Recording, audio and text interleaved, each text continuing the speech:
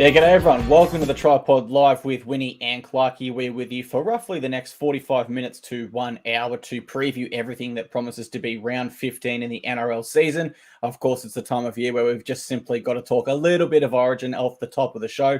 Before we get to all that and more, let me welcome in my co-host, as always, Winny. How you going, mate? Yeah, pretty good, thanks, bro. We've come off winning round 2-1 on best bets, and we won the mixed matchup as well. We needed the three Saturday favourites to win by combined 20 plus. I think they won by 32 plus, despite the fact Cronulla lost the nightcap, which was the one losing best bet. The same gamer, it just didn't hit the try scorer. We won the other legs. Disappointing because it was a big Warriors win as predicted, and C&K went damn close. Got a couple of best bets to share, and we are going to talk a tiny bit of Origin selection. It's very topical for the upcoming round as well. With that being said, of course, it is a live show as well. So I can see Jeremy's in the house, Dan's in the house, Reed's in the house. G'day to everyone who is joining in. Please feel free to drop your comments as we go through the show. I've got them on my screen. I'll see them roll up, and you might even see them roll up on the screen. Let us know if you're playing, Reed. We need to know for sure. Give us that Hope inside the head's mail. feeling all right. Maybe it's not, because he couldn't even spell his last name, but he come close there, Reed Marnie. But with that being said, let's roll back the curtains. Let's go to our best bets first, then we'll move into Origin a little bit else. What have you got for us this week in the way of best bets, Winnie? Okay, sure. Just a pair of them. So I like the Canberra Raiders. I've bet that on Dabble now, best price minus $4.5, $1.92. So you can copy that straight away. Look, it's the Croker 300. I really do think they treat it like a grand final. What it comes down to for me is you've got that extra motivation. The crowd's going to be behind them, pressure on the refs. It is home advantage as well for Canberra with the travel. Obviously, New Zealand have to travel across the ditch. And I think the Raiders are the slightly stronger team. It's not just Croker. Elliot Whitehead's back, Seb Chris back this week as well. So I don't like going against New Zealand, but I was willing to in this one after the Warriors cashed a best bet from last week. And then I'm going Knights, plus 6.5 in the first half against the Broncos, $1.88. Yes, the Broncos have beaten me twice in a row. And no, I'm not completely insane. I just couldn't go past that. Such a key number and such a large line for a Knights side that's had 2 buys in the last month. Brisbane yet to have one. This bet's really about Newcastle, and I think they can at least keep it competitive in the first half. Plenty of Knights players with a point to prove that I'll get into when we preview that game in depth. Yeah, with that Knights game, I've got to admit, that was the biggest sticking point I could see between those sides, is the fact that one's had a fortnight off already, the other's yet to have a buy. And as for that Raiders one, the last time I was at GIO Stadium, of course, living in Canberra, and it was a sellout, was the 2019 preliminary final against the Bunnies. And I can tell you that place was rocking. It was awesome atmosphere and awesome energy, and it was super loud. It had grand final vibes to it, which I think this weekend will be very similar for Jared Croker. One of realistically the greatest modern Raiders players, you would say, in their history. Going to talk Origin. Before we do so, we're going to pause. We didn't actually hear from the Top Sports CEO, Tristan Merlehan, last Sunday. So let's check in with him, see how round 14 shaped up, and get some injury impacts on Origin and hear round 15 information. We will do that. And look, someone's already commenting Dabble price gone. So maybe this is my mistake where I bet it just before we went live, because then I'd have it ready for people to be able to copy. But because I've done that, people who do follow me on Dabble have already copied it and might have moved the line or the price. The thing is, with the Raiders minus 4.5, that's the line everywhere. So maybe the $1.92 may not be the best price. So look around, because it's $1.91, $1.90, and several other spots as well. If you like it, of course. Let's find out who Tristan likes this weekend and get some market watch analysis.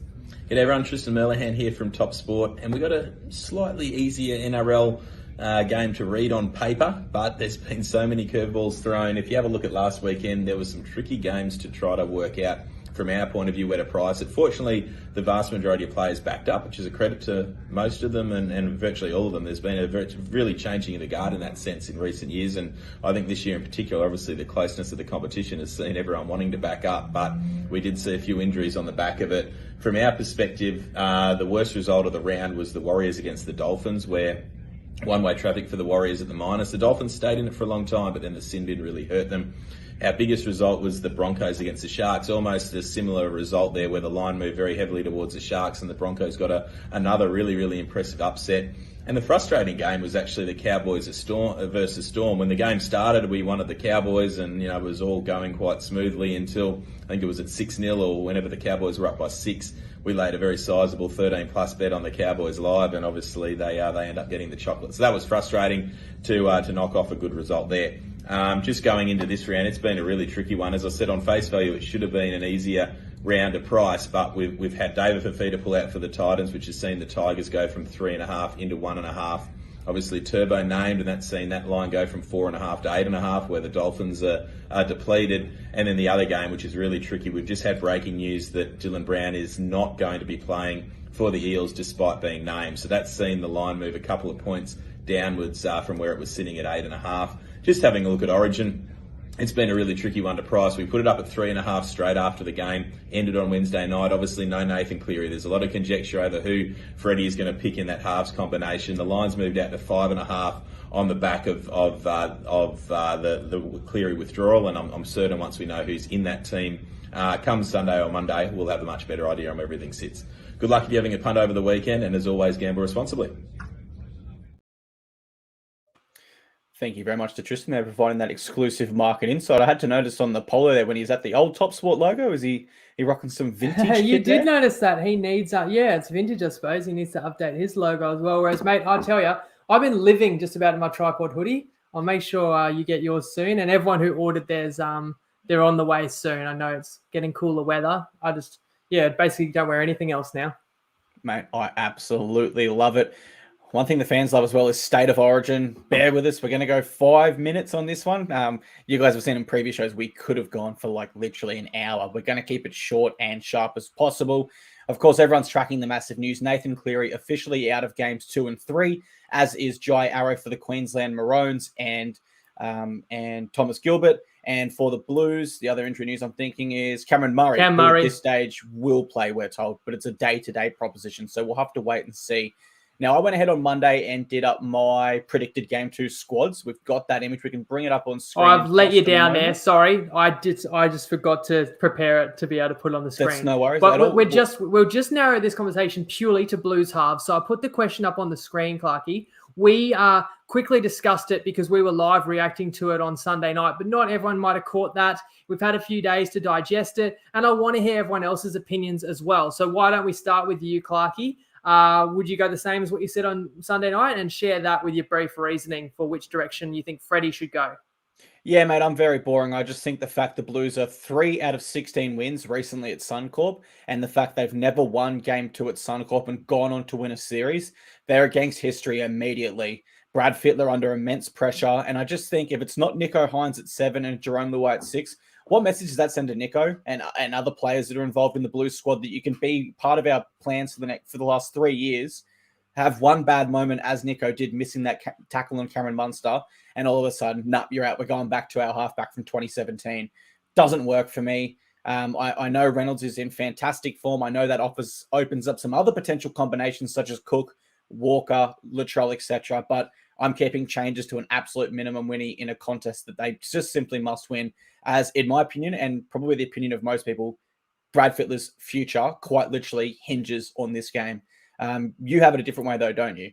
Oh, absolutely. On the Brad Fittler point, we've already kind of highlighted this before Game 1 and discussed it after Game 1. I mean, no matter who he chooses, people will be able to pick that decision apart. It's a fascinating, polarizing debate. There are that many combinations you can make an argument for, that many players, and it's not going to be set in stone. And maybe Freddie himself doesn't even know for sure, or even if he does, it can change. One performance or one injury, everything can change, and there are domino effects. So we can only speculate, but it is fun to speculate.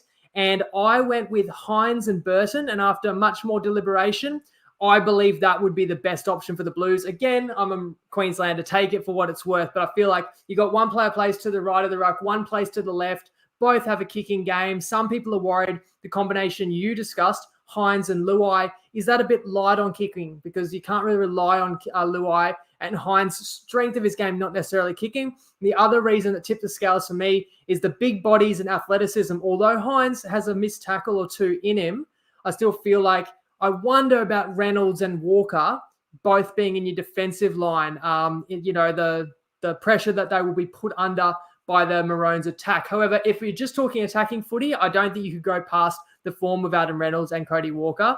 But that was my reason for Burton and Hines. I think size, and I think they've both been in the squad where they play, both running threats and the ability to kick. The question there, or a comment from Lockie, is, I was surprised, I've seen this in a few places, is Cleary addition by subtraction? And I've seen a few people say New South Wales will be better without Cleary. I just completely disagree. I think he's the Blues' best player, most important player. The Blues' best chance to win that game, game 2, must win, would be to have Nathan Cleary and playing at his best. It's just not going to be the case. There are several other really good players, but it's tough. I've heard another argument or statement made. It would be unfair to pick Hines in this because of the pressure. You shouldn't pick a player like him because he's, I guess, younger in his career. I think if you're questioning whether it's fair to pick a player in this much pressure, you shouldn't pick that player. If you really think that every Origin is basically must win. I mean, apart from when you hand someone a debut and a dead rubber, game 1 is a must win. Game 2, obviously, it's a must win for both sides. Queensland doesn't want to blow this and have to go to Sydney to win the decider. So you can't think that way. If Hines is ready, then they've got to throw him in. And I agree with you. If you don't, then what does it say about, who New South Wales has had in their squad up to this point? Very curious to hear your guys' thoughts as well. And if I can just play devil's advocate for 2 points, completely agree with the Nathan Cleary point there. From 2020 to 2022, the Panthers only lost 8 games. He wasn't even playing in some of those losses, so I'm not sure on his exact number, but it'd be around 5 NRL games lost in 3 years, and he doesn't look like slowing up this year. Don't agree with that. And if you did have to make a negative point for the Reynolds-Cody Walker combination there, they did lose 3 preliminary finals in a row. I'm not sure if both were playing, but I know the Bunnies definitely lost in a prelim 3 years in a row before finally taking that next step and then losing to none other than Nathan Cleary in the grand final. So if I can play devil's advocate there. And I'll just say as well, I do not envy Freddie, because whoever he picks, people will pick it apart and say it was the wrong choice. The only way Freddie and Brandy get themselves out of this mess is to win game 2 and game 3. Even if New South Wales wins game 2, if they then fail in Sydney, they'll, heads will roll. So it's an uphill battle, and Queensland are hardly going to take it easy on New South Wales. As Maroons fans, we're feeling pretty confident, but it can all change with another weekend of footy. And we will talk about key players that might be, very keen on putting their best foot forward in the upcoming encounters that we're going to break down now. The only way Freddie keeps all Blues fans happy is he pulls on the 6 and Joey Johns pulls on the 7. That's the only way they're going to keep them all happy. Let's jump on to round 15 for our preview, guys. We open it up on Thursday night with my Titans taking on the Tigers at Seabus Super Stadium. The line is set at -1.5 in the Titans' favour. That did move on the back of the David Fafita news. So he is out. Cleese Haas starts in his place. AJ Brimson is a huge return. Keanu Kinney drops out. Brian Kelly into the centres. That moves Jojo Fafita out. Sam Verrill starts. Cruz Leeming on the bench. Chris Randall out. And Jamin Jolliffe is another return on the bench. A lot of changes there for the Titans. Not so many for the Tigers. Just Appy Coruscant back. He was a late withdrawal from Origin. The odds suggest this one's going to be a coin flip game. I see it that way as well. Do you see it that way, Winnie? Yes, I do, to be fair. You've got two sides that both lost last round in completely opposite ways. Your Titans up 12-0, blown out by 20. And you got West that were down 18-0, took a lead only to lose in heartbreaking fashion. For the Titans, Brimson back is huge. The first thing that caught my eye and makes me think, wow, Brimson at 1, Campbell at 6, Verrills gets a start. That's an explosive spine. I think they're going to be able to find some points, although, of course, Fafita's a big loss. And then you go to the Tigers, unchanged, but Appy's going to start. And my instinct is I wouldn't mind backing both of these teams this weekend. So it's just a shame for me they're playing each other. For the Titans, I would look to them because I think there has to be a response after capitulating at home and not having played at home for so many weeks. They'll want to remedy that. And for West, I think they're an underrated footy team at this point in the year that are buying in and improving each week. And if West had won last week, then you go into this as a very winnable game, you wouldn't be able to rule them out of the finals hunt, such is the closeness of the competition. So it goes back to this game, to me, probably being a coin flip with a slight favour to the Gold Coast because they're at home. And that's what the odds and line suggests. That's why I don't have a play. I will throw it back to you. I want to ask you if you remember the corresponding fixture between these two at Seabus last year.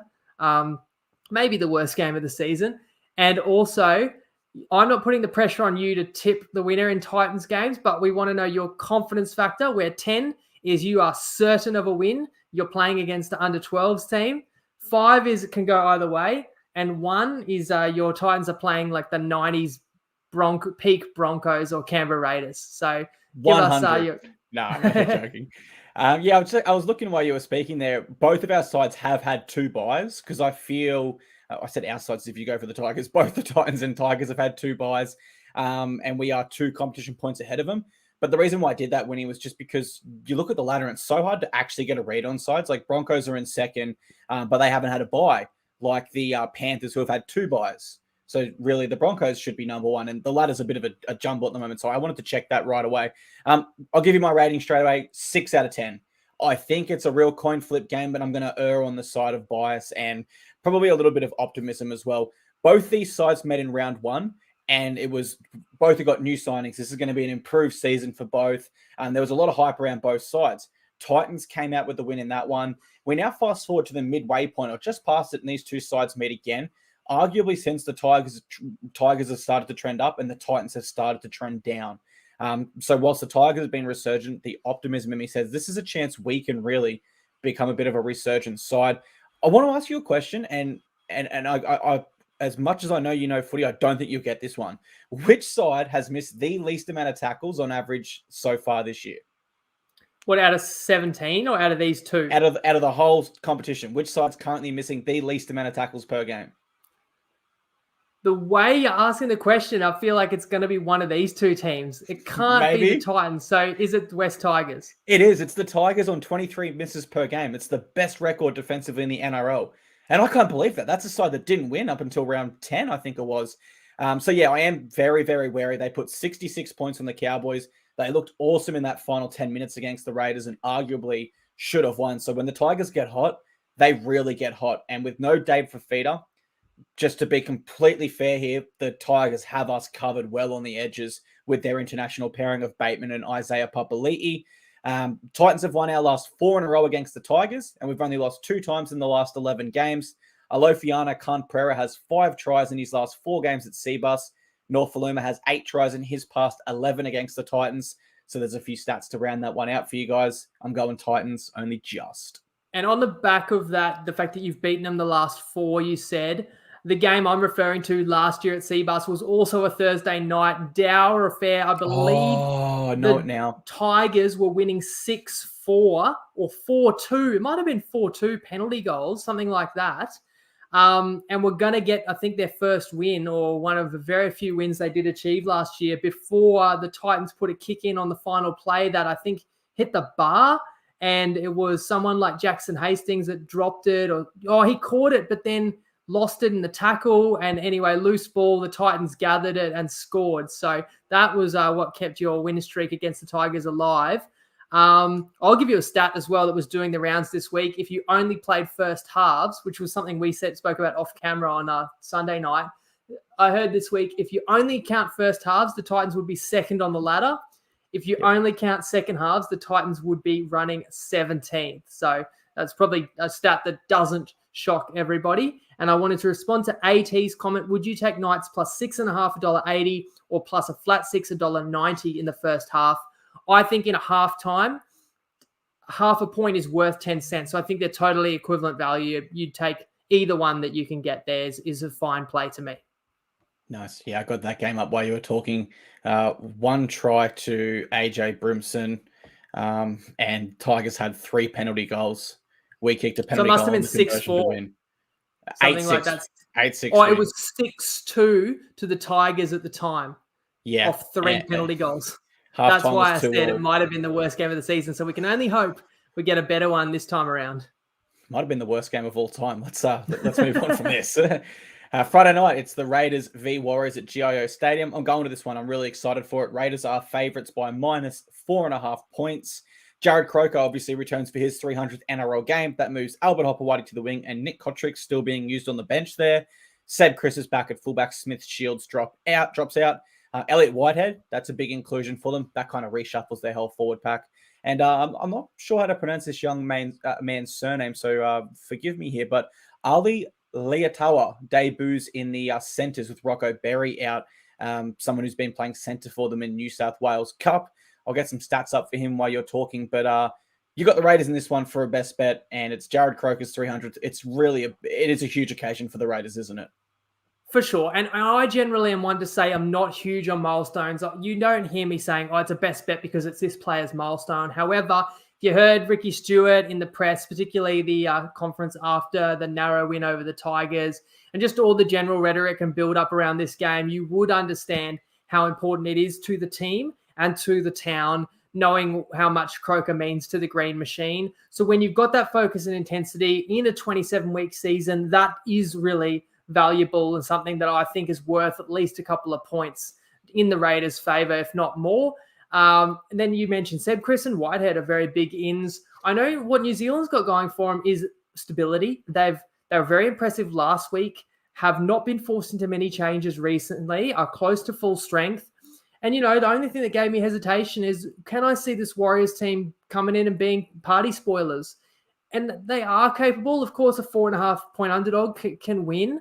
But when I balance it up, I said to myself, well, who do I think is the stronger team? And I do believe it's the Raiders. As I said at the top, then you've got regular home advantage, and then you've got the extra focus and motivation in this game. It all combines, I think, to a converted try at least. So I'm playing the -4.5.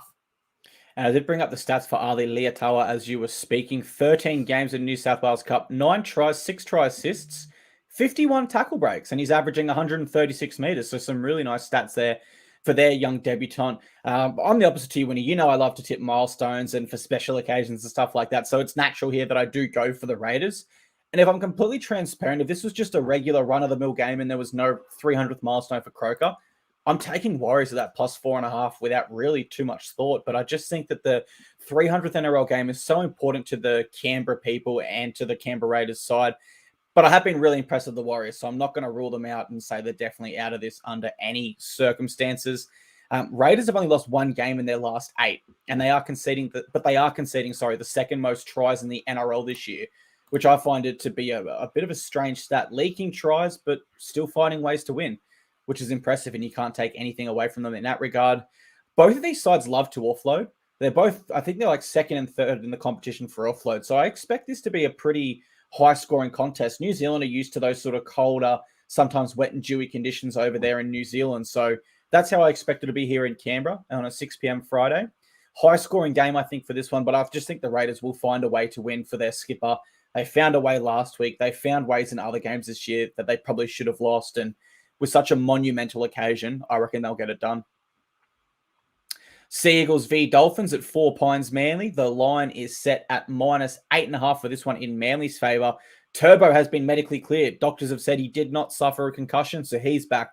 Ruben Garrick goes into the centres. Brad Parker drops out, and Christian Tuipulotu returns on the wing. Josh Aloiai is also back on the bench. For the Dolphins, they'll be without Anthony Milford, so Nikorima moves to 6. The Hammer is back at fullback. Jared Wallace is out. Farmasili moves to starting prop, and a big inclusion. Jeremy Marshall-King is back for them. +8.5. The Dolphins are kind of being counted in at this one like they have been a few games this year. Winnie, are you counting your boys out? You like that line or not really? I think the line's appropriate. It moved 4 points instantly when Turbo's head knock was downgraded. Tristan talked about that. And I think that's totally fair. Turbo in his prime is worth a lot more than 4 points this season. Not so much, but he was pretty good in his last club performance. Aloiai a boost to the bench as well. And the Finns are getting a bit thin, I want to say, because Kaufusi's still suspended. Now, this is one I want to clean up. I think we made a comment a week or two ago that Kaufusi wouldn't be an option for game 2 because he got a 3-game suspension. But I think what I overlooked was that Origin 1 counted as one of those 3 games. So Kaufusi could be picked without playing club. He could. Is that the way you understand it, Clarkey? That's the way Fox Sports said it in their article today. And they seen his, but I'm on the NRL website right now, and it says here suspended until round 17. So even if they include Origin 1, that would only be round 16. Isn't this round 16 coming? No, this is round 15. This is round 15. So let's say he was to include that one. That's round 16. But is he suspended for round 17, or is that his return? I've then he been would be waiting for eligible. someone to say, like someone to We need do to the know for sure. homework and say it. And so I thought, I'll do it. I'll do the homework. And when I was reading into it, it appeared to me that game one counted. So a risk for Billy to pick someone who hadn't played for a few weeks and has had a bit of discipline issues. But I'm mentioning Kaufusi because the Dolphins are light on. Of course, the sad news that Gilbert's also out for the year. Horrible news. So important he has been for the Redcliffe Kings. Hammer and JMK are huge ins, however. Look, Manly at their best, and they've been so inconsistent this year, but if they're firing on all cylinders, they will win this game double digits at home. It's a good spot. You get the boost of Turbo back, and it is the way I would lean. So I'm not confident that my boys will pull a victory here. But as you pointed out on Sunday, Clarkey, Dolphins yet to win outside Queensland. I think that's a motivating factor. They'll want to get a win somewhere. And if there's one team that has surprised on numerous occasions when the circumstances and the factors appeared to be against them, it is Wayne Bennett's men. So I do give the Dolphins an outside chance, but I wasn't going to take them with the start either. I see it the same way. I give them an outside chance. I go back to that Manly game against my Titans, and once Manly scored in that second half, I thought, oh, here's trouble. But to our credit, or mainly maybe to Manly's discredit, they weren't able to start that comeback like so many sides have been. A lot of disruption to this Dolphins side again. There's a spine shuffle. There's key forwards out. So I'll take Manly here, and I'm really wary that Turbo has another great performance like he did in his last NRL game against the Raiders. Just because there are question marks over his place in that Blues side still. Previous years, absolutely not. He's locked in no matter what. But now there are a few questions. There's some options such as Crichton or Campbell Graham or maybe even Burton taking over a centre spot for him. So I don't think he's definitely locked in, and I think that is extra motivation. He has scored 7 tries in his last 7 at 4 Pines. So if you see it that way, there is some data there to maybe back him for an anytime try. And of course, this is not really being discussed anywhere in the media, but one thing that just sprang to my mind, it's the Bennett and Seibold rivalry, but both are at different clubs where it doesn't really matter anymore. Of course, a few years ago, there was the beef when they swapped clubs between the Broncos and the Rabbitohs. For what it's worth, Bennett leads that battle 5-1. Seagulls have lost their past 5 straight games against Queensland sides, but I don't read into that stat too much at all. The one worrying thing I found here in the stats was only one occasion this year have the Dolphins failed to bounce back after a loss.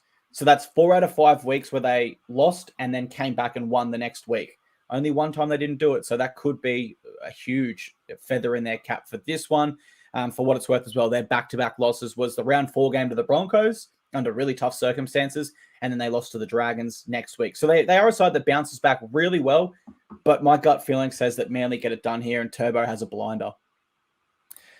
Of course, for this one as well, we will have a same-game multi brought to you by Better. We're looking to get back on the horse with a juicy multi that'll be cooked up by Winny. The sign-up link is in our description if you want to go ahead and prepare now while we're live.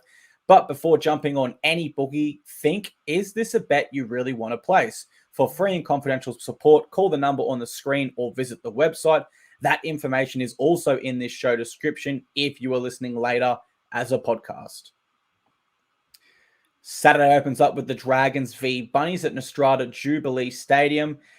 For the Dragons, they'll be without Jack DeBellin, so Ben Murdoch-Masila moves to lock. Zane Musgrove comes onto the bench. Cameron Murray is out for the Bunnies. Shaq Mitchell starts. Of course, Latrell is still unavailable, as is Jai Arrow, replaced by Jed Cartwright. The line for this one is set at -7.5 in the Bunnies' favour. And I will say, Winnie, before you give your tip for this one, Cody Walker suffered a light or a minor quad strain today and did not finish training, but they still expect him to line up and play. So I'm guessing you're still going to have to take the Bunnies in this one. Yes, as I respond to Alan, he's absolutely right. So the Dolphins won in about round 3 down in Newcastle, that game where the Knights were an absolute mash unit, which makes that stat about not winning outside Queensland incorrect. So we got fact-checked there, and we got that one wrong. Thanks for correcting us on the spot, Alan. As for this game, Bird back in is one Jack that the Dragons will be happy to have back, but of course they will lose DeBellin. South's losing Murray and Arrow with Latrell still out, and another spanner in the works of Cody Walker, who's just about to form 5/8 of the competition, available for New South Wales, that is. Then Is that would you pick Cody Walker partly because you might pick Adam Reynolds? And if Cody Walker wasn't available, then does it make the Reynolds argument moot, or at least not as strong? And it also makes the Rabbitohs not as strong in this one. And it's one of a few reasons why I'm not certain Souths will win this, and I wasn't going to lay the points. Although Souths were back to their scorching best last weekend, and I was happy to be on them for a best bet. You look at the Dragons, they legitimately could have won as 18-point favourites, but they bottled the end of the game, which has been very common for the Red V, sadly, this season. Part of the reason St. George had a chance to win last weekend was because of the injury to Nathan Cleary, of course. But Dragons get lucky again this week when they're playing a side without their best two players. So I am not going to lay those points with Souths because, as I said, the talent golf isn't there. They're not going to necessarily overwhelm the Dragons with talent when they are missing some key troops. But I also don't really want to go against Souths, getting back to the origin selection chat, when you do have Walker and Cook, and Campbell Graham at a pinch, like players that have a point to prove. I don't like betting against gun players that might really want to put their best foot forward either. Yeah, and for what it's worth, the Bunnies do have a pretty good record over the Dragons. If Cody Walker gets ruled out, my tip for this one probably will change, but I suspect that line would move pretty quick as well. We wouldn't be able to get plus 7.5. No doubt the Bunnies will look different without Latrell and Cameron Murray. I won't be able to attack with the same fluidity, the same attacking prowess, but with respect to the Dragons, I have to believe if they can beat the Titans without those two players, they can probably do the same to the Dragons this year, just going off recent form. I think Cody Walker should have a pretty good game here. I did write that before he tweaked his quad, but assuming he's even 90% fit and his Rabbitohs middles are able to win that battle there, I have to assume Walker will take over that game like he has pretty much every game this year. Now, these sides last played round 15 last year. Dragons won 32-12. If they win on Saturday night, Winnie, it'll be the first time since 2011 they've won back-to-back against the Bunnies. That's 12 years of history there. They've not been able to string just 2 wins together against the Bunnies. So they're definitely against history in this one. And that win was also their only win over the Bunnies in the whole last 9 games they've played. So Bunnies' recent record, really, really good against Dragons. Given the Bunnies' current form and the Dragons' current form, I think you got to tip Rabbitohs in this one and just play it safe. Well, not even really safe. Smart, I should say. Broncos v Knights at Suncorp Stadium. It's not a Friday night. The Broncos are playing outside of a Thursday or Friday night at Suncorp. You wouldn't read about it. The line is set at minus 12.5 in their favor. I think that could be the biggest line this week. Cobbo is back in. Jesse Arthurs drops out. Frizzell is back in for the Knights. Jack Johns drops out. And Lockie Miller completely dropped from the side after he started the year so well. Kurt Mann is their new utility on the bench. Really big line in this one. Are you prepared to take Broncos 13 plus? I know we've got a best bet on the Knights in the first half, but in that second half, do you see Broncos maybe running away with this one? Well, I think there's a possibility. If I take a halftime line like Knights plus 6.5, I would always still lean to that team on the full-time line. I'm never trying to get so clever or so cute that I would go against an advantage in a handicap by taking a smaller component. I will take that first half bet as a way to optimize, in my opinion, the best way to get at the Knights in this game, because I think that line is a little bit steep, and that's despite the fact that Brisbane's burned me last 2 weeks. I know that all too well, and trust me, no one has let me forget that, and I'm going to give the Brisbane Broncos a chance to make it 3 from 3, but it's not about betting against Brisbane so much this week. It's about betting on Newcastle. I think it's an important point in their season, and I think that the Knights know all too well what they're walking into a hostile environment against a red-hot side. But I think that also means Newcastle comes in fully focused. And look, on the Knights' perspective, you've got, Kalen Ponga going up against Reece Walsh. Don't you think he has a point to prove there? Gamble is against his old side that kind of discarded him. And Gamble's had a really strong season in the halves. With Hastings, I look at a guy like Hastings that was labouring a bit, and I wonder if a couple of buys. Of course, Newcastle are fresh off the bye, but they only had their first one about 2 or 3 weeks ago. So I'd almost say they're doubly fresh. And a player like Hastings that used to be such a good running threat might be able to run the ball a bit more. Gagai is another one that still wants to put his best foot forward. And the Saifidi bros on the outside of Origin looking in. Frizzell, on the inside, but off a losing team, no one's safe. And, whether he starts or retains a bench spot, it's a very important game for both sides. There's enough there for me to take, that full 6.5 in the first half that people who are familiar with the pod will know I like to do with our big underdogs, because I'm immune from what happens in the second half, which could be a Brisbane side that can score in waves, could extend that margin late for sure. Give it to me, guys. I know there's going to be some friction against this one. And I know some people are probably questioning my sanity right now and asking if I've been watching them. I promise you, I've watched Brisbane. I'm super impressed. Think they can go a long way. In fact, Brisbane's now created a situation where realistically they could get to a grand final despite only flying to Sydney about 2 times in 28 weeks. And I'm talking about how favourable the draw is, along with the fact that if they finish top 2, you get that first week of the finals in Brisbane, you win that, you get the prelim in Brisbane. It's in front of the Broncos. Again, this is about me having faith in Newcastle that they will make the the strong surging home side earn it in this one and can keep it tight. And I mean, when you break out the tinfoil hats, they always seem to get the Friday night games, the Broncos. They get all the buys during the Origin period. They barely have to leave Queensland because sides like Manly are apparently at home at Suncorp. And they're 50% owned by News Corp, who we know owns the NRL basically as well. But yeah, tinfoil hat off now. I think you have to go Broncos in this one. The only way you tip Knights in this one is pretty much, I have the same reasons you had. If you think fatigue is going to be a genuine factor, where the Knights are going to be more rested against a side that has not quite had a bye yet. The Knights have had 2. They are coming off one. I'm still going to take the Broncos in this one. I just believe in this side this year. They look awesome. Realistically, you can't really fault anything they've done wrong. All their losses, there's been, some genuine excuses, I would say, for them. Knights are coming off a 28-18 win against Manly. Now, that doesn't matter too much in the context of this game, but the last time they won back-to-back games was actually rounds 1 and 2 last year. So they've really struggled to back up their wins with form. And also traveling to Queensland, the Knights have only won 2 of their last 8 in the state. That rhymed really well, actually. Did not mean to do that. So yeah, I'll go Broncos. My confidence on them is really high at this point of the year where their players are either in Origin or in the case of Adam Reynolds pushing for Origin. I can see you typing there, presumably a funny comment.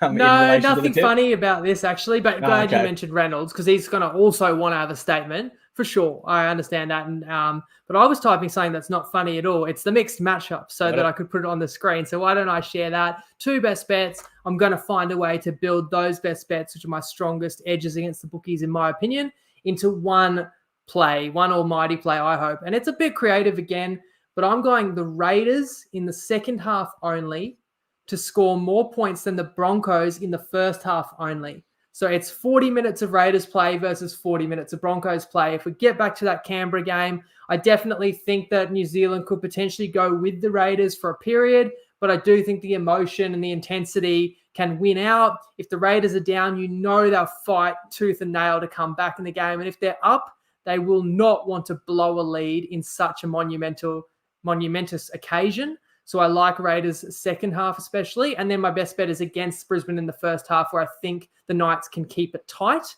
And so both these sides are probably predicted, or they are predicted to score around 12 points in these respective halves. And there is a significant chance that they both score the same number of points and we would lose.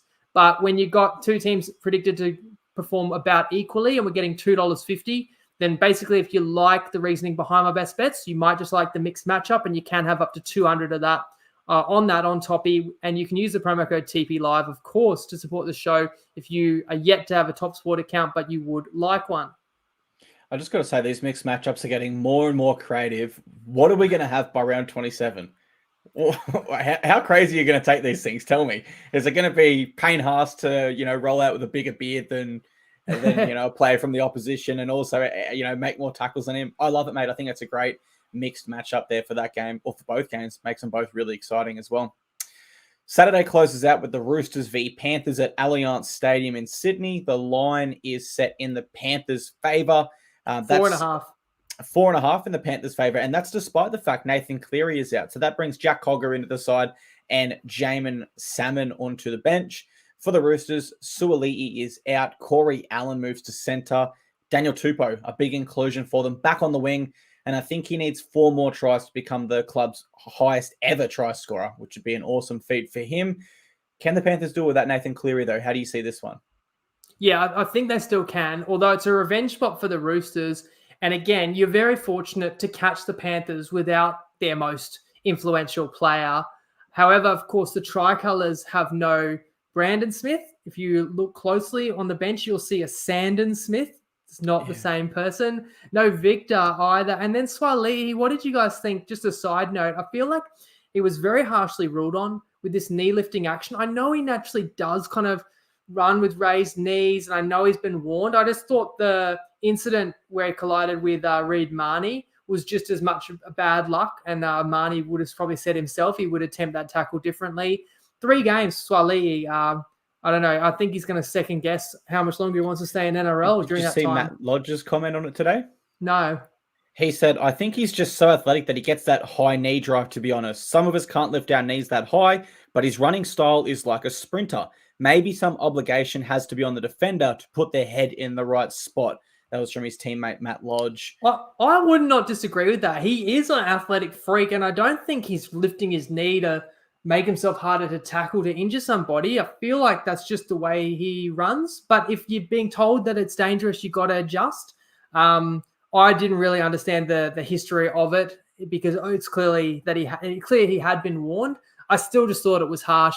You're getting Tupou back. That is certainly timely. One, star outside back is going to be suspended. At least another does come in. But the thing about strength is Penrith are very strong right now as well, apart from Cleary. They're so lucky, the Panthers, that they had Cogger on the bench. What a masterstroke. Maybe because they thought they'd beat the Dragons handily and they could rest Nathan. In any case, I don't know if the Panthers would have won that game without Cogger coming on. Massive try assist he had on the stroke of half time off the boot.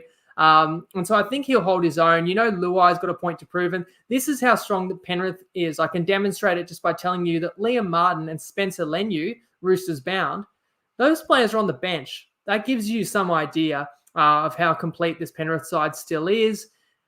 And I would actually play the Panthers with the line. That would be my lean. However, I'm just wary knowing how important this game is for the Roosters, knowing that they will be so relieved to scrape a victory last week, coming back from 12 points down and kind of saving their season because it would have been 4 straight defeats. And I'm not going to underrate Trent Robinson is still one of the greatest coaches in the game. So in an important spot, it's funny because how many did Penrith put on the Roosters a few weeks ago? Was it 50 points? It's hard to kind of understand how they're going to close that gap. But as we know, 1 week's a long time in footy. So certainly a few weeks. And if anything, it's extra motivation and extra film and tape for the Roosters to see what they need to improve.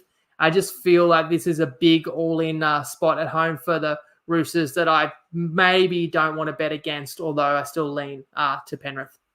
Yeah, they do have a great record at Allianz too. I think they've only lost like one of their last 5 there. So they've got a good record there. Yeah, round 11, they met 4 weeks ago. Panthers won 48-4. I do remember now because I was I joked on the preview show. The only positive to come out for the Roosters is they can still win the premiership because they didn't concede 50 with that joke that always seems to get around. Look, I got to admit here, and I've said this a few times this year, and I don't think I've got too many right. It's come back to haunt me, but I don't see a way how Roosters win this game. I was not impressed with them at all in their win against the Doggies. And I would just offer that this Panthers side, and I know that footy math doesn't always check out, but this Panthers side doesn't beat a Doggies side by 1 point. This Panthers side would dismantle that Doggies side, especially once they lost someone as influential as Reid Marnie. I think Teddy will be one to really watch in this game. Last week, I tipped him to have a big one, and I think he did. I think he played brilliant. Every time I've tipped him to play well this year, he seems like he has. But I think this is a game where he's just going to be looking to get through. I think he's just going to be looking to get through to Origin with his thoughts in his head, one eye ahead in the future, making sure he doesn't get injured. And I don't think we'll see the best James Tedesco in this one. And from what I know about the Roosters this year, Teddy has to be at their best for them to win. He was at their best against the Dragons, and they still lost. And he was at his best against the Doggies, and they only just won. They need Teddy at his very best. I don't think he will be. Ultimately, the Panthers have still won 9 of their past 11 without Nathan Cleary. Of course, last year they had Sean O'Sullivan filling in. And I probably view Jack Cogger at a similar level. I'd have Sean O'Sullivan slightly better halfback, but Jack Cogger's almost got 50 NRL games now. He's played in the Super League. He's experienced enough that he can go in and do a job surrounded by superstars like that Panthers team. And for the Panthers here, they still complete at the highest percentage in the NRL. They only concede 12 points on average per game, and they miss the equal second least tackles per game in the competition. They're just traveling too well not for me to tip them here. I don't see how they lose this one, even without Nathan Cleary. Look, I think that's a fair enough tip, but I, just for what it's worth, I'm going to disagree with you. I think Teddy is too professional to say, I'm just going to get through this game and get to Origin. He's playing against the player that's been discussed to take his jersey for Origin. He knows how important he is to the Roosters and how important this game is for the Roosters. I know that the Blues aren't going to drop their captain. I still feel Tedesco wants to make another statement after, a big game against the Bulldogs. People say that was only the Bulldogs. But if he was to lead the Roosters to a victory over Penrith and against a lot of Blues teammates, I feel like Teddy would leave no doubt. So I'll disagree in that respect that I'm not predicting a quiet Tedesco game. Tedesco is one of a few reasons that would make me nervous about playing Penrith, even though I think that line is a little light. Yeah, Teddy certainly has that ability against any side, and it is a bold take. Obviously, anytime you tip against a champion like Teddy. Only one game on our Thursday. It's the Storm v Sharkies Sunday. Sorry, only the one game. It's the 4 p.m. Storm v Sharkies. We're in Melbourne at Amy Park. The line is set at -4.5 in Storm favour. Justin Olam is out, so Grant Anderson comes in, and Cameron McInnes is back for the Sharks. So Tom Hazelton drops out. Not many changes to either side. I think this will be game of the round for what it's worth. Who are you tipping in this one? Yeah, this is a good one. Isn't it funny? Bellamy announces he's staying on for another year, and within about a week of that, the Storm are copping the most points they've conceded in 20 years.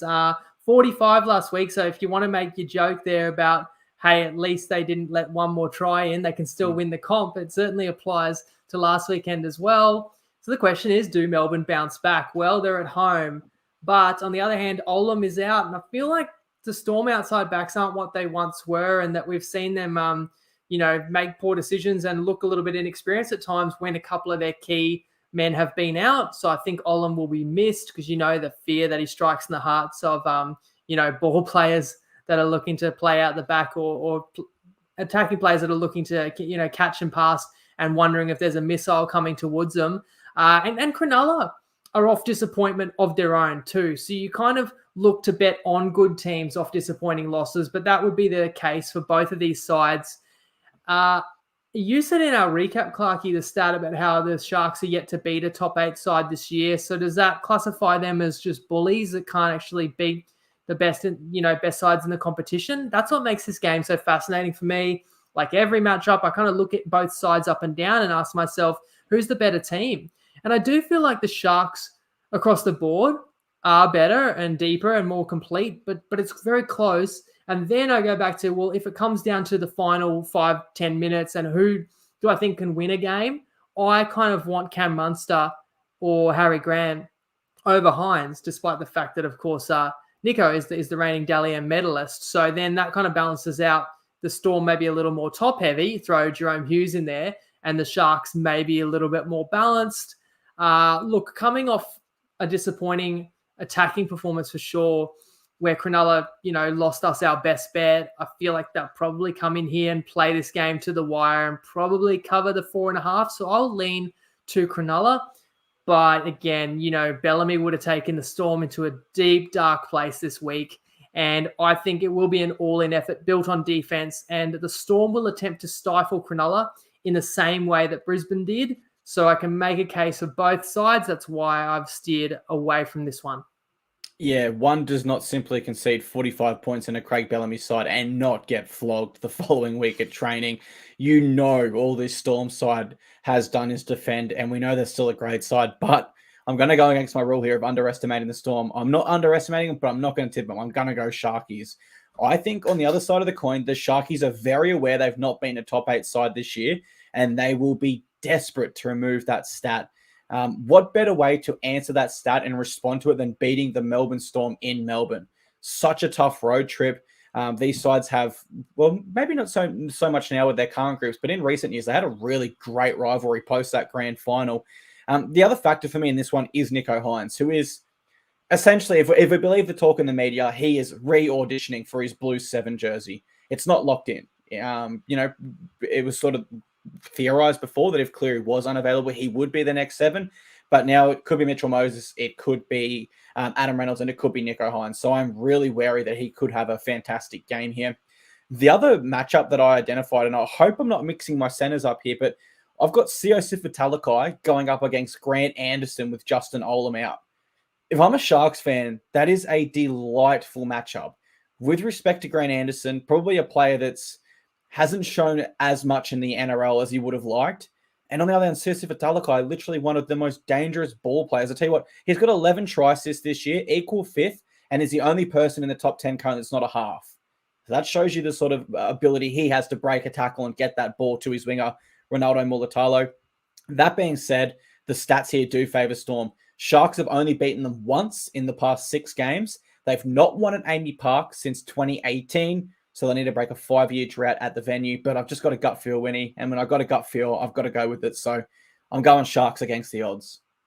Well, the upset there, I think you got your gut feel wrong on matchup, though. I was going to say the same. Talakai will play left centre, and I believe Remus Smith is the right centre for the Storm. But you never know when you bring a new player in, which side is Grant Anderson more familiar on.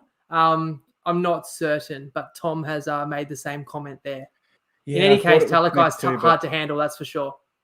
Yeah, he's hard to handle. If it does go that way for the matchup, I'm not 100% sure, but if it does, then that is, it's a beautiful matchup if you're a Sharkies fan. We've got Monday footy, and I love Monday footy. I used to love Monday night footy because then you've only got to get through the Tuesday, Wednesday before we're back into the round. But we've got it. We've been blessed on the public holiday. I don't even know what the public holiday is for, but we've got footy, and that's all that matters to me. Do you get one in Canberra? Yeah, I'm off. Oh, okay. I'm pretty sure we don't get it in Queensland this weekend. Oh, no. This week. Yeah. Well, maybe I've just rubbed it in. Maybe it'll be extended if the Can you tell me, is this an afternoon or a night game? So this is probably an afternoon game. Yeah. 4 PM. Okay. Yeah, right. So it could be Queenslanders looking for early knockoff or with one eye on the footy in the last couple of hours of work. And I would hope in the ACT, if the Raiders win on Friday, they extend that public holiday into Tuesday. That would be a dream. But it's the Bulldogs v Eels. We're at a core stadium. The line is set at -6.5 for the Eels. Now, I believe that line has moved, Tristan was saying, in relation to the Dylan Brown news. We'll get to the team changes. Reid Marnie is named, but he's not 100%. He still needs to pass medical tests because he did fail his head injury, but there are certain conditions you can meet to play within the mandatory 11-day stand down. Jacob Carraz returns, so Wilson drops out. Edwards starts at lock. Chris Bartolo joins the bench, and Ryan Sutton is unavailable for the Doggies. Regan Campbell-Gillard named to return, Winnie. Could he play his way back into a Blues jersey with a strong performance? Who knows? I know Tavita Pangai Jr. got in there from one strong game.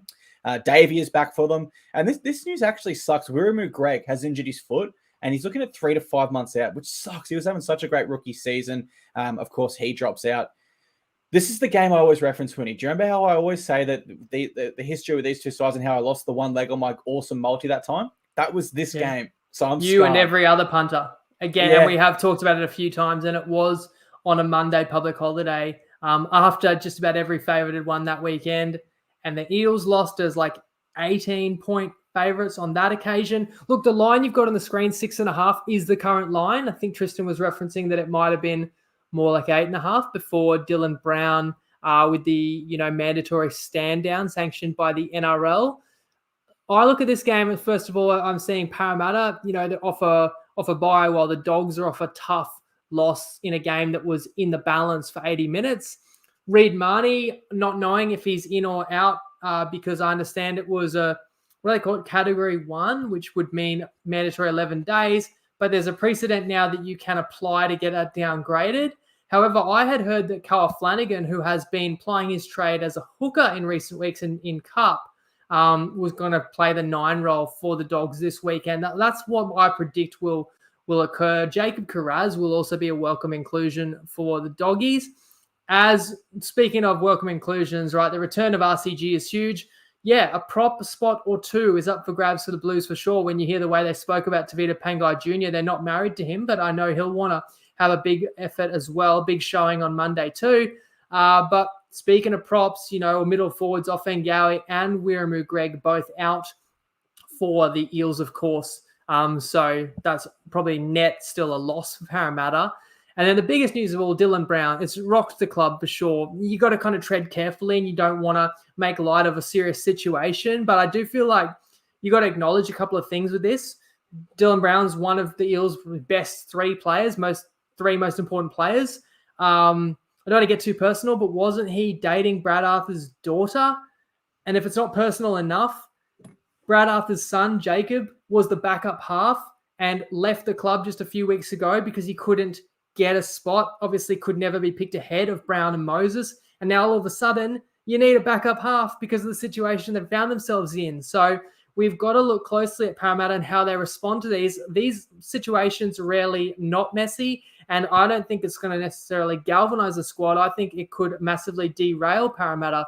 So I'm not playing Para, and I can understand if people in the comments might be looking to the Dogs. For me, just to explain why I'm not on the +6.5 either, I'm just not that high on the Dogs. I don't rate them that highly, and I don't think the forward pack matches up well enough with Parramatta. I was quite surprised that the Bulldogs hung in the game for as long as they did against the Roosters. I was very impressed. So maybe I underrate the Bulldogs, but I just don't know if they can hang in the contest for 80 again. So I've passed it. As someone asked, Brown's been named for the Eels. Yes, he has. But the news came through today that the NRL will not allow him to play until the matter, I suppose, is somewhat resolved. Yeah, I mean, you always presume the innocence. That's one thing people might not understand with the NRL stand-down policy, or I've seen on my page anyway. The NRL aren't saying he's guilty. They're saying we want to minimize you from the spotlight and not allow you to, be seen and heard on TV through the game whilst you are, charged with what you're charged with in that regard. And they do have discretionary power that they can stand down any player at any stage under this rule. Great comment there from Jeff saying a few Queenslanders will lose their jobs. Well, let's just hope the best bets get up and you can afford to take that day off. Got here from the NRL physio that in exceptional circumstances, clubs will have the ability to apply for exemption to the 11-day stand-down period through a review of an independent neurologist expert appointed by the NRL. And then there's too much criteria to read but you can definitely overturn it, which is what the doggies are doing with Reid Marnie. Now, I don't know with Dylan Brown out if my tip changes in this one. For what it's worth, I wrote all of my preparation for this before I knew. And what I do have is I have to go the Eels on this one. I know their record in games they should win this year isn't the best. But that being said, I just think they're getting to a point of their season where they just got to start stringing wins. And they've got to turn around that trend of losing to sides they should win against. They've lost a few games this year where I thought they definitely had a chance to win. And then they've turned up against some of the best teams in the competition and played fantastic.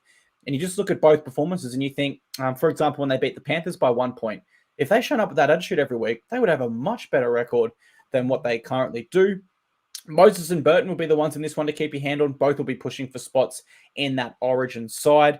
The Bulldogs do concede the most amount of penalties this year at 94, and that's 9 more than any other side. So discipline remains an issue for the Doggies. The Eels have won 12 of their last 15 against Doggies, so they got a great record there. As I touched on at the start, they did lose this corresponding game last year, and the Bulldogs have won their last 3 games on this day in a row. So they've got form on Monday for sure. Regardless, I'm going to go the Eels. I was trying to think while I was speaking there. I'm really attracted to that +6.5 for Doggies, so if I'm absolutely honest, because they are fighting and they are trying in games. But I just feel that as soon as I offer that tip, then Reid Marnie will be ruled out. Until we know for certain with Marnie, I just wait and see with this one. It's a really tough one. Yeah. And you can, you're not forced to play it either. I am kind of forced to pick a best bet on a Wednesday because I want to make it as easy as possible for people to follow. But as a punter, you're not. And if you've got uncertainty and it could go against you, you might want to wait until that news is locked in and then either get a higher line, which it will be if Marnie's officially ruled out, or get that confirmation. You might have to wait till an hour before kickoff, but sometimes that's what you want to do if, a very critical player, if their status is unknown. Yeah, absolutely. And we'll just finish out the show with answering a few questions. Got one from Todd. We don't know how long Dylan Brown will be out. It's all discretionary by the NRL. Ryan says he's on the doggies and he thinks that Burton could have a big game there. I could see a comment from Matt there. We've already previewed the Titans game there. And Colt says he likes doggies at the line. It's a pretty safe bet in his opinion. That'll pretty much wrap up the show, though, guys. That's all we've got time for in terms of our round 15 preview. I won't be here on Sunday. I'll be away at a family farm with pretty low reception, I assume. But Winnie will be doing a solo recap for you all. So look forward to that. That'll be after the 4 o'clock game there on the Sunday, won't it? Yep, Storm Sharks. So we'll keep Perfect. the normal time slot, even though there'll be one game to look ahead to, which will be this one we just discussed. Maybe we'll have a bonus play for it. We'll keep you waiting. We'll see. All righty, guys. Thank you very much for being here. And Winnie, you'll see you on Sunday to recap it all. Thank you very much.